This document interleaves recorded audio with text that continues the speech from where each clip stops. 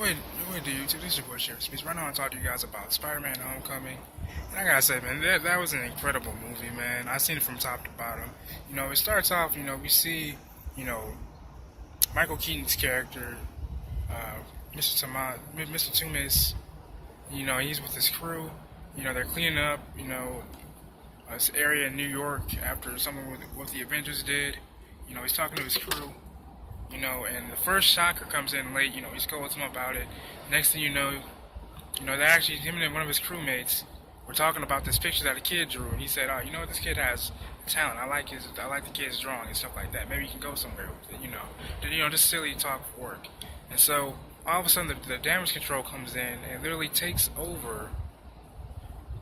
Their establishment. Michael Keaton's trying to plead with them, like he said, "Hey, listen, these guys have families and I have a family. I have a contract here. Let us finish up our work, let us get our dues for it, and then we'll be on our way."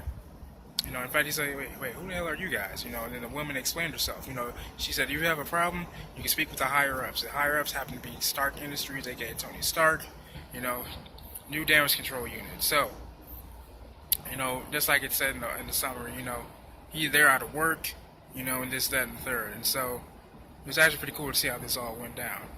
Later on, you see Peter, stopping a bike theft. He constantly was calling Happy because, we saw the pre-events leading up to the Civil War, when he got up to the airport in Berlin, and fighting. He was pretty excited to see the brand new suit. He was annoying and happy the entire time they were getting there to the airport and back, and Tony's telling Peter, like, "Listen, man, just be the friendly neighborhood Spider-Man, just be you. Just stay a kid, pretty much." And it's amazing to see the growth of Peter, as, the movie progresses. He realizes that, being the little guy, helping out the little guy, is the best thing to do. So, it was actually pretty cool to see that. And that was actually one of my favorite parts, to see that maturity of Peter. Another thing I liked really was just the dynamic between him and Ned, and then Michelle. It really cracked me up, the friendship between him and Ned were really cool, we saw the infamous scene where Ned finds out that Peter, his best friend, is Spider-Man, and they're in gym, you know what I mean? And Hannibal Buress is a great, funny person, man. He's the gym teacher, he's so nonchalant and so monotone, it just makes it great for a comedy.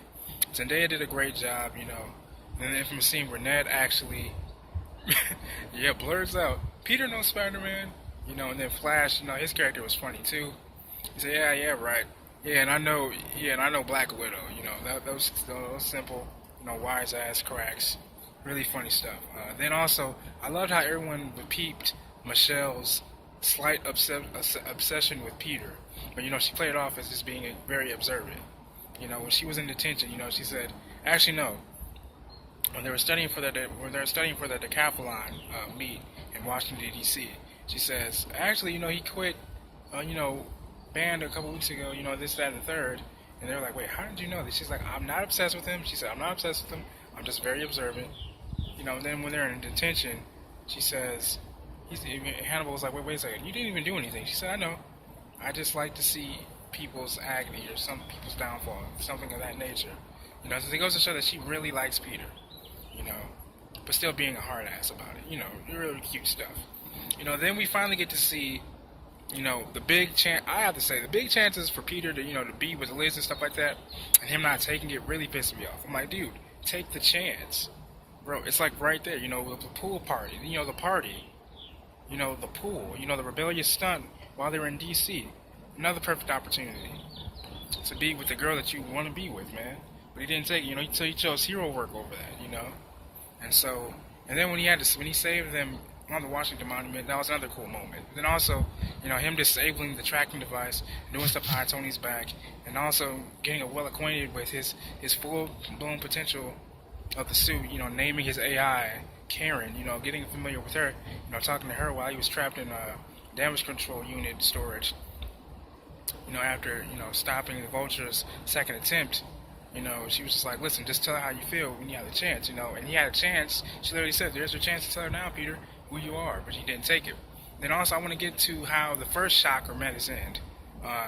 When he was while Peter was at Liz's party, he noticed that hey, they're on the move, because he's playing a tracker, and so he tries to go stop them, right?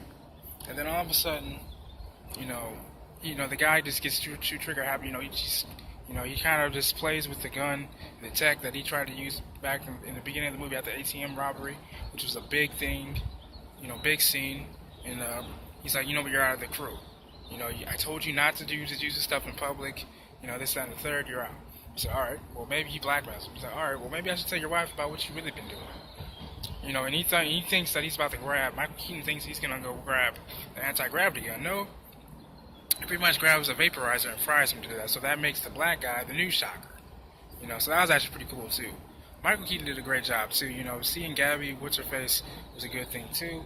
And I gotta say, man, the infamous scene where he's the escort to the prom with his daughter, bro, that was funny as hell. I'd say, because she's constantly, Liz is constantly trying to give him clout to jump off of, but Peter can't shake the fact that the man that he's been going after is the father to the woman he really likes, and he starts to put pieces together, and it was just a great dynamic, then to see her leave and everything like that was really crazy too. But also, like I said before on someone else's comment, forget a Liz, get yourself a Michelle. Even Michelle said herself towards the end of the movie that what, all my friends call me MJ, so that hints right there. Then also Donald Glover, mentioning his nephew, he said, listen, I don't want to be involved in this stuff. I got a nephew here. That was only moments before the whole ferry scene, so that was cool too. And then also the end post-credit scene where we see Mr. Tumes, walking through prison. You see one of the guys, his Scorpion tattoo. I think he was later going to be known as Scorpion.